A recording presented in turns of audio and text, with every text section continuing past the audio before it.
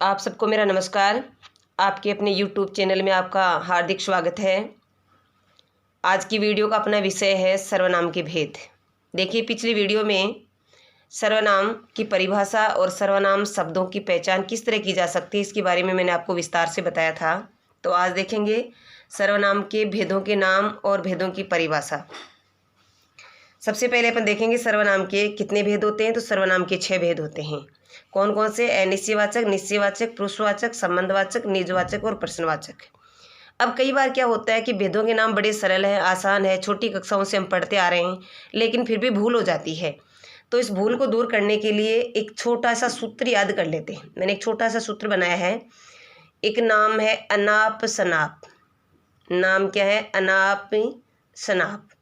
एक नाम याद कर लीजिए, अनाप शनाप। इस नाम के माध्यम से आपके जो सर्वनाम के भेदों के नाम वो याद रह जाएंगे। कैसे? ऐसे ऐसे आप क्या बनाएंगे? अनिश्चयवाचक, न से निश्चयवाचक, पै से पुरुषवाचक, स से संबंधवाचक, न से निजवाचक और पै से प्रश्नवाचक। इस प्रकार 6 भेदों के नाम याद रह जाएंगे। ठीक है।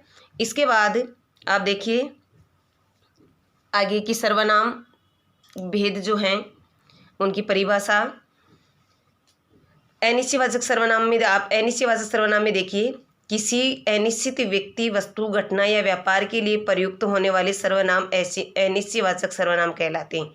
जैसा नाम है अनिश्चय, नाम से विदित होता है कि जहाँ अनिश्चय हो, निश्चित नहीं हो, किसी भी व्यक्ति का, वस्तु का, घटना का और व्यापार का निश्चित नहीं हो कि व्यक्ति कौन है, वस्तु कौन सी है, घटना क्या है, व्यापार कौन सा है, इसका कोई निश्चित पता नहीं हो, उसके लिए प्रयुक्त होने वाले शब्द किस में आएंगे? अनिश्चयवाचक सर्वनाम में आएंगे। उदाहरण के तौर पर आप देखिए, शायद दरवाजे पर कोई है। शायद दरवाजे पर कोई है। अब कोई कौन है? कोई महिला है, कोई पुरुष है, कौन है इसका पता नहीं है, निश्चित नहीं है। इसका मतलब जहाँ निश्चित नहीं कर पाते हैं वहाँ कौन सा सर्वनाम होता है? अनिश्चयवाचक सर्वनाम। जैसे रास्ते में कुछ खा लेना।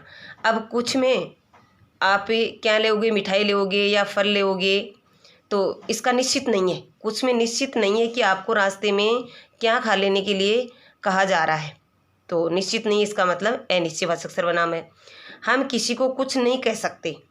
हम किसी को कुछ नहीं कह सकते। किसी को, किसी में यानी किसी एक व्यक्ति विशेष की बात यहाँ जिसकी हो रही है, उसका यहाँ पता नहीं चल रहा है कि किसकी बात हो रही है। कुछ नहीं कह सकते। कुछ में ये भी निश्चित नहीं कि क्या नहीं कह सकते, तो यहाँ निश्चित नहीं है, यहाँ निश्चित नहीं है, इसका मतलब यहाँ कौन सा सर्वनाम है? अनिश्चयवाचक। तो ध्यान रखें कि जहाँ पर किसी व्यक्ति, वस्तु, घटना, व्यापार इसका निश्चित नहीं है, ऐसे शब्दों का प्रयोग किया गया है जो निश्चित नहीं कर पा रहे हैं, वहाँ अनिश्चयवाचक सर्वनाम होता है। फिर देखिए निश्चयवाचक, इसका उल्टा।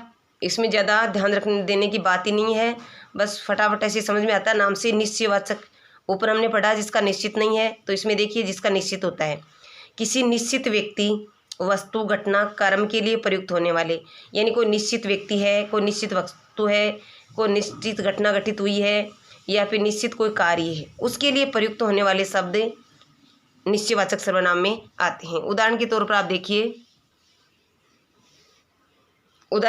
आप देखिए, मैं कुछ पुस्तकें लाया हूँ, इन्हें तुम रख लेना।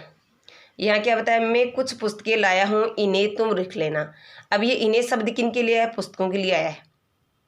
भाई पुस्तक संज्ञा है, लेकिन इन्हें दोबारा रिपीट नहीं किया गया है, तो ये पुस्तक की संज्ञा है और संज्ञा की जगह इन्हें शब्द आया, इसका मतलब ये सर्वनाम है। लेकिन यहाँ ये इनके लिए, पुस्तकों के लिए प्रयुक्त हुआ है, तो ये निश्चित है। यहाँ अनिश्चित नहीं है, निश्चित है। इन्हें रख लेना, यानी किन को रख लेना? पुस्तकों को। यहाँ जो ये बात कही गई, इन्हें रख लेना, तो किसको रख लेना? पुस्तकों को। इसलिए यहाँ पर निश्चित वस्तु की बात हो रही है, तो इन्हें शब्द किस में आएगा? निश्चयवाचक सर्वनाम में आएगा। विश्वास न हो तो ये तुम भी पढ़ लो।